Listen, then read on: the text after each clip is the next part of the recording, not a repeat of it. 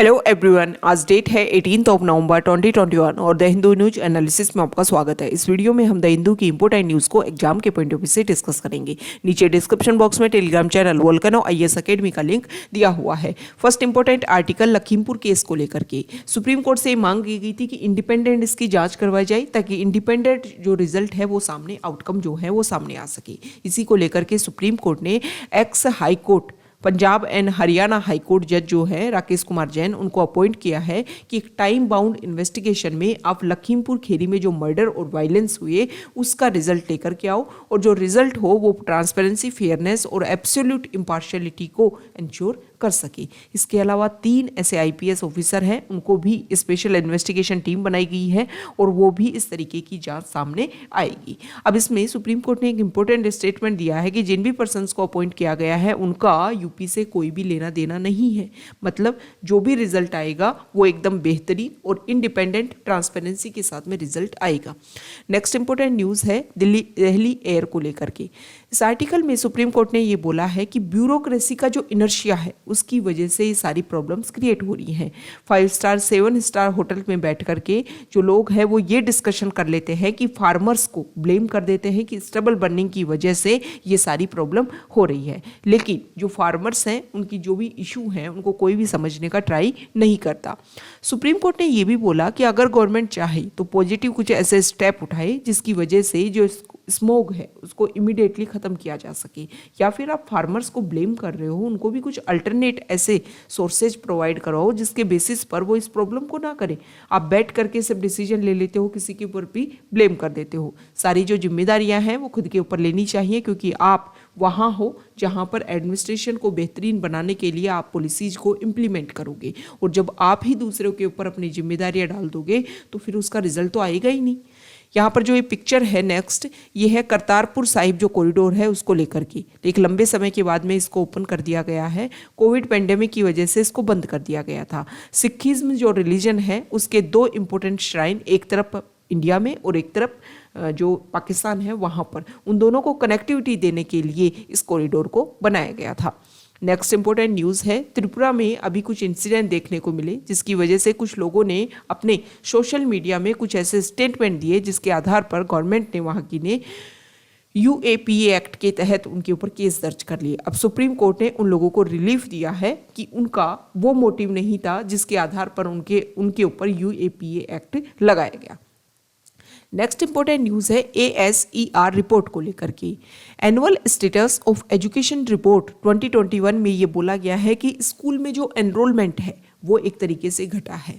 आप चाहे government schools ले लीजिए या फिर प्राइवेट स्कूल्स ले लीजिए। हालांकि ये जो भी स्टडी हुई वो ऑनलाइन स्टडी हुई है, डायरेक्ट फेस टू फेस जो कॉन्टैक्ट होता है वो नहीं इस पर हो पाया है। इसकी वजह से चिल्ड्रंस की जो कॉम्पिटेंसीज है, रीडिंग, अर्थमेटिक स्किल, इसमें भी कोई बेहतरीन रिजल्ट सामने नहीं आ पाया है। अब प्रॉब्लम ये है कि देखो, कोविड के दौरान जब स्कूल बंद रही और स्कूल बंद रहने के दौरान जब ऑनलाइन एजुकेशन के ऊपर फोकस किया गया तो बहुत सारे ऐसे चिल्ड्रन हैं जिनके पास में बेसिक जो फाउंडेशन चीज़ें होनी चाहिए थी, जैसे कि सोशल मीडिया को जो ऑनलाइन एजुकेशन की कनेक्टिविटी के लिए आपके पास में जो स्मार्टफोन है वो होने चाहिए थे, नेट की कनेक्टिविटी होनी चाहिए थी, लेकिन सभी लोगों के पास में अवेलेबल नहीं थी।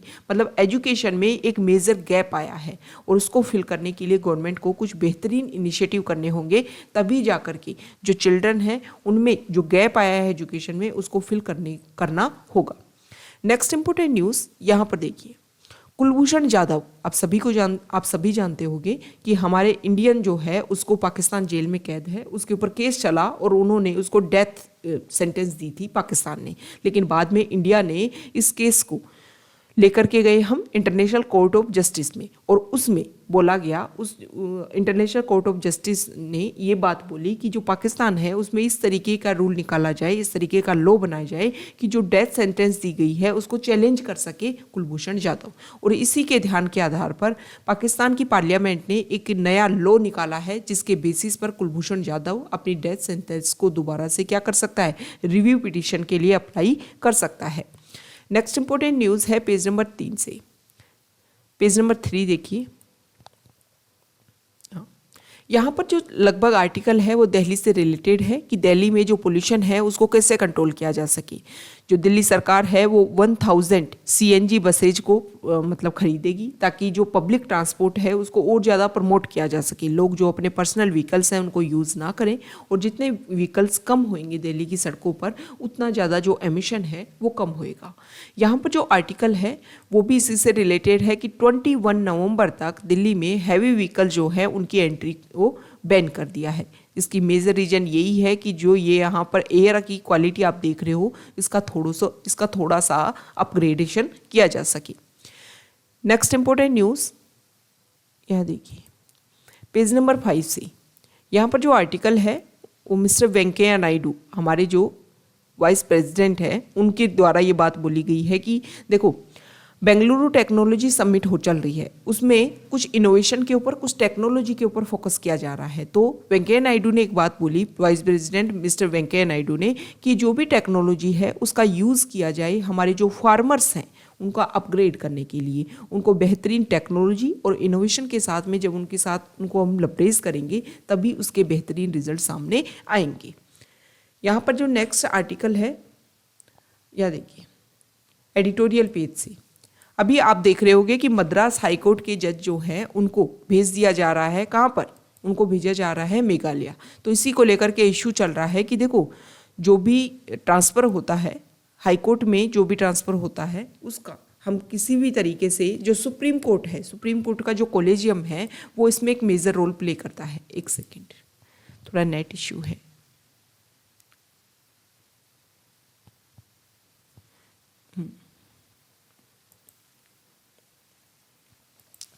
ट्रांसफर एज पनिशमेंट मतलब सुप्रीम कोर्ट जो है उसका जो कोलेजियम सिस्टम है उसके थ्रू किसी भी हाई कोर्ट के जज का ट्रांसफ़र करना है या फिर उसको अपग्रेड करना है, ये सब कुछ वहाँ पे डिसीजन होता है। और वहाँ पर कोई क्लियर कट एक स्ट्रेटजी भी नहीं है कि इस बेसिस पर जो ट्रांसफ़र होने वाला है। तो इसी को लेकर के पहले भी 2019 में भी इसी तरीके का इशू सामने आया था, और प्रेजेंट टाइम में भी ऐसा ही इशू आ रहा है कि ट्रांसफ़र अगर आप कर रहे हो तो कुछ बेसिक ऐसी नीड्स होनी चाहिए कि हाँ इसलिए ज़रूरत है वहाँ पर ट्रांसफ़र करने की। कम से कम जो एक फिक्स टेन्योर है वो तो कम से कम एक सीट पर, एक जगह पर कंप्लीट किया जाना चाहिए, ताकि बेहतरीन जो रिजल्ट्स हैं, जो जज हैं वो बेहतरीन कुछ जजमेंट दें और कुछ अच्छा हो पाए सोसाइटी के लिए। नेक्स्ट इंपॉर्टेंट आर्टिकल यहाँ पर कुछ डाटा आए हैं मेन और वीमेन के बीच में कुछ गैप को लेकर के। इस आर्टिकल में ये बताया गया है कि फरवरी से मई 2020 के बीच में बहुत सारे ऐसे आर्टिकल पब्लिश होने के लिए जर्नल्स के पास में भेजे गए। कोविड-19 से रिलेटेड रिसर्च हुई और इसमें सबसे ज़्यादा गैप ये देखने को मिला कि ज़्यादातर जो आर्टिकल्स हैं वो मैन के थ्रू लिखे गए थे, मतलब वीमेन का पार्टिसिपेशन कम था। उस टाइम लॉकडाउन था और लॉकडाउन के दौरान जो वीमेन के ऊपर जो जिम्मेदारियाँ हैं, फैमिली की जो जिम्मेदारियाँ हैं, बहुत सारी family obligations and care giving जो ड्यूटीज़ हैं, उसकी वजह से ये रिसर्च में जो डिस्टेंस, जो गैप क्रिएट हुआ वो ही इसका मेजर रीजन है। यहाँ पर बताया गया है कि देखो वैसे तो मैन और वीमेन के बीच में हमेशा से गैप रहा है, लेकिन उस टाइम थोड़ा सा ज़्यादा देखने को मिला। अब देखो इस आर्टिकल में ये भी बोला गया है कि जो मैन जब काम करते हैं तो उनको क्या मिलता है, लेबर पे मिलता है, लेकिन जो महिलाएं, बहुत सारी महिलाएं ऐसी हैं, वीमेन ऐसी हैं जो घरों में काम करती हैं और उनको कोई भी पेमेंट नहीं मिलता है, मतलब उनका जो भी काम है उसको काउंट ही नहीं किया जाता है।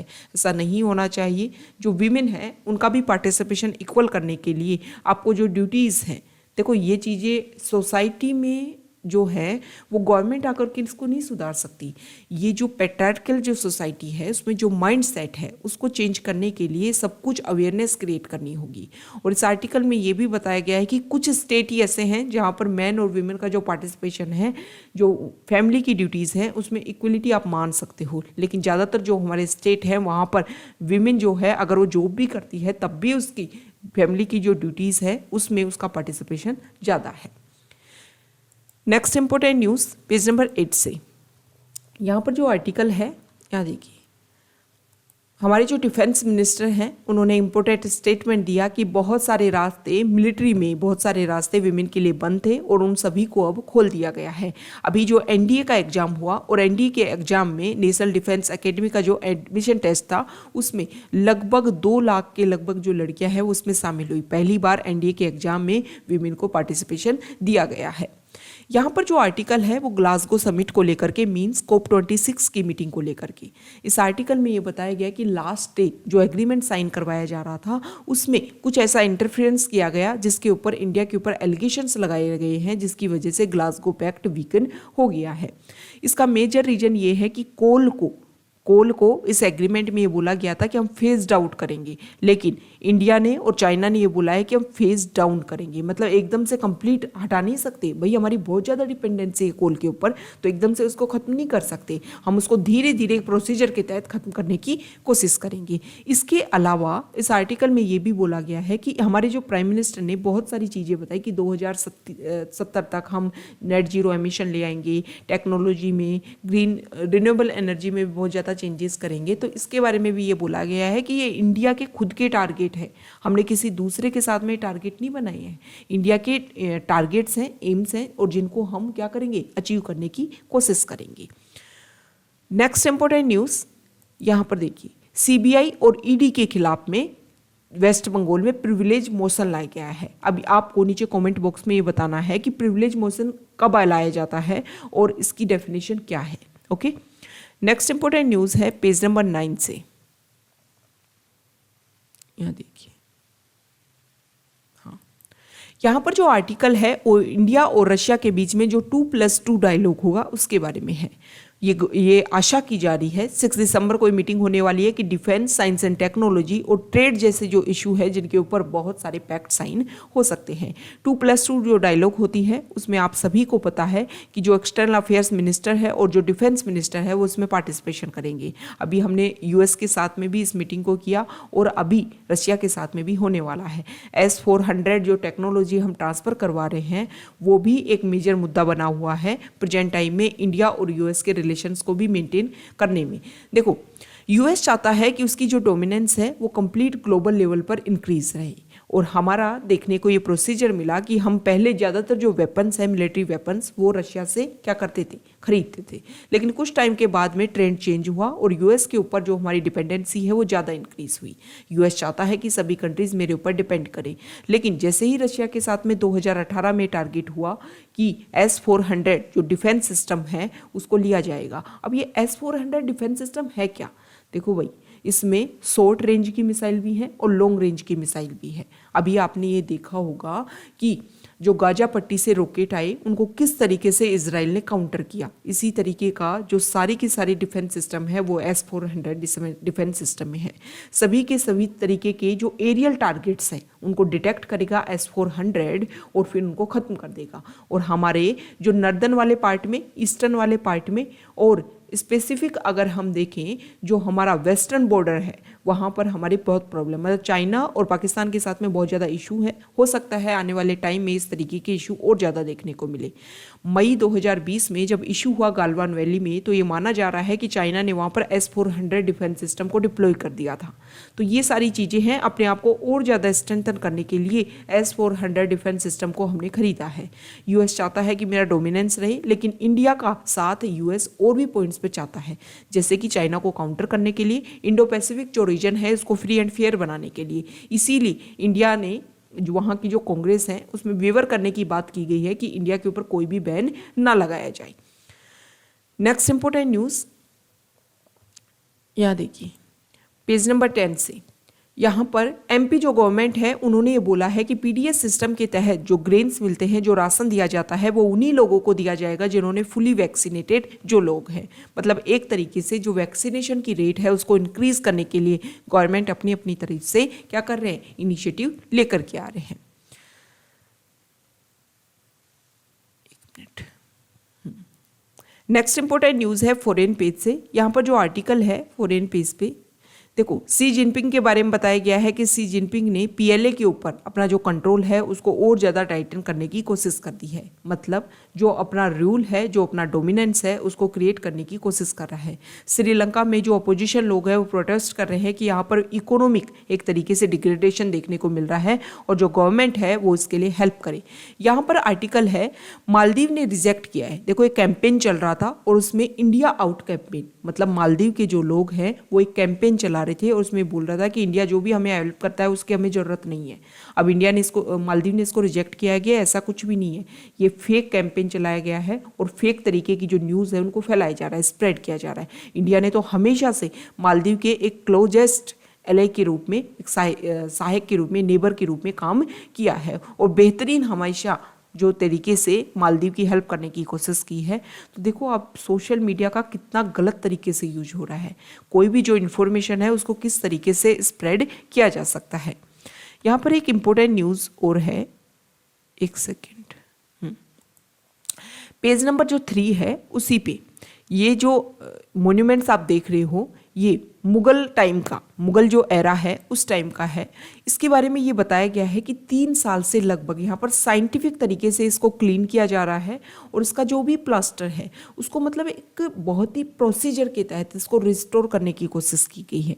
अब इससे ये सीखा जा सकता है कि हमारे बहुत सारे मोन्यूमेंट्स ऐसे हैं जो डिग्रेड हो रहे हैं, उन्हीं को भी हमारी जो टेक्नोलॉजी है उसी टाइम के अकॉर्डिंग, उस टाइम के अकॉर्डिंग जो टेक्नोलॉजी है उसको सीखा जाए और सारे मोन्यूमेंट्स को प्रिजर्व किया जाए। तो ये आज का हमारा डिस्कशन था। Okay, thank you.